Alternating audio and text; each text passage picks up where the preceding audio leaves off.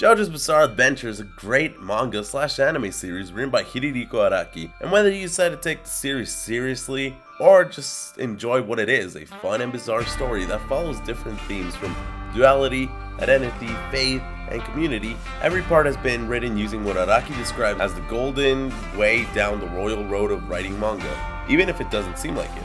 Now, JoJo's Bizarre Adventure has had multiple games, from beat-em-ups to RPGs, but most importantly, fighting games.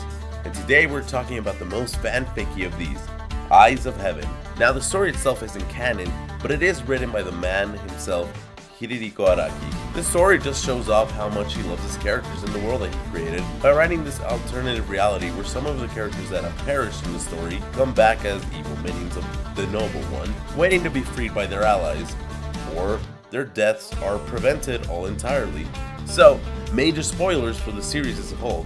If you don't want to get spoiled, don't watch.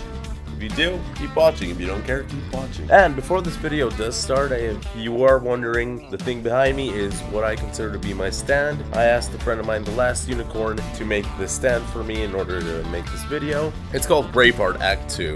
And if you're interested in checking her out, it is the Last Unicorn. She's also the person that made my avatar. And she made a really cool JoJo's video based off the tarot cards and their actual meanings. So, go check it out and you'll see all the new stand combinations that she created. I helped with one, and I did come up with the name of another one. But that's pretty much it. Alright, on to the video. This game is a big crossover event from the very start of the series, Part 1, Phantom Blood, to the newest series that is still being published as of now, Part 8, JoJo's, where a bunch of the characters from every part team up in order to fight a common enemy called the Noble One, until he is later revealed to have been a Dio that actually succeeded in his quest to destroy the Joestar bloodline. Fun fact, in Tarot, the number 21, the world assures success. This Dio actually kills Jotaro and proceeds to achieve heaven, turning into Heaven Ascended Dio, or Dio Gone to Heaven, and turn to stand into Sawaldo over Heaven. I personally have two major issues with this game, one being the story, and the second one being the gameplay. So, boy, follow me as I, an idiot, talk about the latest main console JoJo game, and how they can improve any later game if we get any. First, let's talk about the story. As I explained, the story is a huge crossover event between every part of JoJo, and has Best Girl Speedwagon play one of the most important roles, which is recruiting the Stardust Crusaders, or what's left to them, in order to recruit other characters and go fight minions of the Noble One. And from there, the story is very linear. You go visit locations from every part of the JoJo, like the Joestar Mansion, Eros, Glina, Cairo, Morio, the Coliseum, etc., and beat up some peeps, make them good, and get a part of Jesus' body. Not as in bread of Jesus, as an actual body part of him. And then you go on a journey in order to defeat Dio. So let me just get this out of the way. Eyes of Heaven is just Stardust Crusaders, but with elements from other parts added. Thanks, I hate it. And it wouldn't be so bad if the game didn't end with Jotaro vs. Dio with the same bullshit of Deus Ex Star Platinum. We have the same type of stand, Dio, so I can do the same shit as you. As I stated earlier in this story, Dio is a Dio from an alternative reality where he won and achieved heaven. This transforms his stand, and in turn, since it has achieved heaven, making it a different stand in Star Platinum. But no, apparently not. This little Deus Ex Star Platinum does sour the story a bit. And by a bit, I mean a lot. Since the story is alright, but just part 3, with elements from other parts. Those elements actually make the story a bit more bearable, with the corpse parts from part 7 being pretty much what moves the story along. And it was also pretty entertaining to see Dio be like, the corpse parts are just a tool. Meanwhile, the Joestar Crusaders actually need these parts in order to have a chance against Sawaldo, all the heavens, reality altering powers, which easily defeat Gold Experience Requiem and Tusk Act 4, as anyone that has read Part 7 and watched Part 5 or read Part 5, whichever, knows these are some of the strongest stands in the whole series. Another plus for the story is how well stuff from other parts is used. For example, the The turtle from part 5 is where everyone chills. So like if a certain character is not actively playing a role, let's say Jonathan, since he's the one that has the least cast of characters in this part, he's usually just chilling in a turtle. And President Valentine's D4C rule, where two same objects from different universes touching, destroying themselves. For example, Valentine's revolver from the main universe and the same gun from a parallel world get destroyed on contact. I love it. And if they had only just used that, and only that, in order to defeat Theo over Heaven, the story would have been a lot better. But nope. Deus Ex Star Platinum was like, stop Platinum, stop World over Heaven. Soured it for me.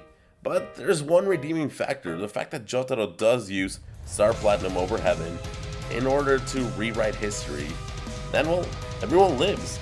In part 1, William Sapelli watches Jonathan fight Dio. Part 2, Caesar and Joseph fight Wamu and AC/DC at the Coliseum. Part 3, everyone lives and goes their separate ways at the end of it. Part 4, everyone lives, including that bastard Kira. And that's pretty much it. Everyone lives after every part, except for the bad guys.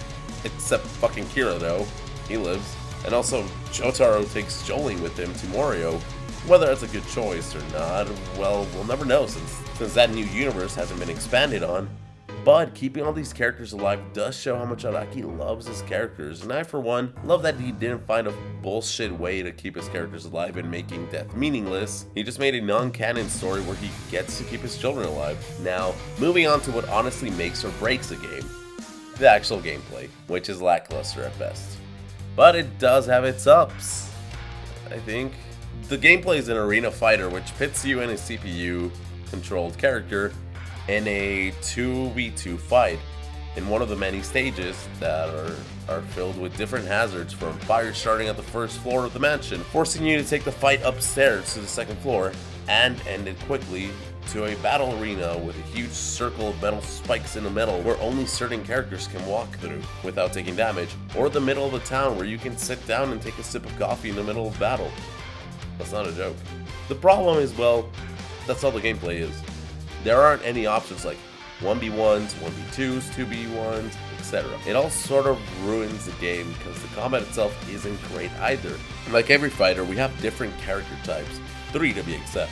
Ripple users, which are the most typical anime characters, charge up a meter and use special moves.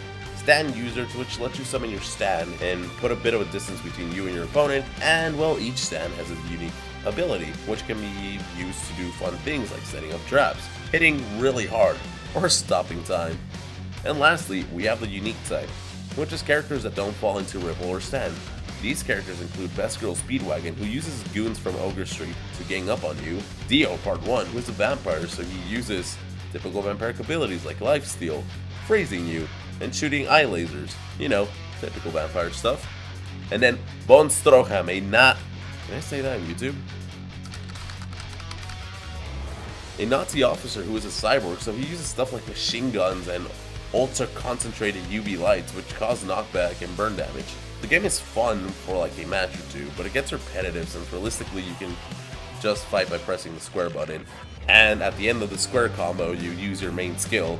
But most importantly, it's missing 2 important things that a fighting game needs. 1, a practice mode. Even if you're making a casual fighting game, it needs a practice room in order to allow players that want to learn the game and be as good as they can to try out combos and learn how characters work. And second, a local versus mode. The only fucking way to play against your friends or family has to be through online. This means both parties need a console, a copy of the game, and PlayStation Network. You cannot imagine mine and my cousin's disappointment when we found out that there was no fucking local versus mode the day I bought it. It was really disappointing, honestly. What I would do to fix the game would be to 1, get rid of Deus Ex Star Platinum, 2, add local versus multiplayer, 3, a practice mode, and well, that's it. That's all I would do. It's an anime game, which most of the anime games out for sale are just quick cash grabs for companies, so it's understandable why the fighting aspect of most of these games aren't as in-depth as actual fighting games. But there is a really great anime game that I love and it's actually really good, the Naruto Shippuden Ultimate Ninja Storm series. If you're making an anime fighting game, try basing it off that, which fits for JoJo. I do think if we're working the style of Naruto Ultimate Ninja Storm, just make JoJo's Ultimate Stand Storm or something. I don't know. But I do think it would fit the type of anime and fighting mechanics that JoJo is. But if you do want to play an amazing JoJo's game that I personally believe is the best one, is JoJo's Bizarre Adventure Heritage for the Future, an arcade/PS1/Dreamcast 2D fighting game made by Capcom back in 1998. You should check it out. It has a pretty big following on YouTube, and seeing some of the players play this game is so entertaining. Let me know your opinions down below, and remember to sub and follow for streams and more videos like this one. Remember, have a great day, and I'll see you next time.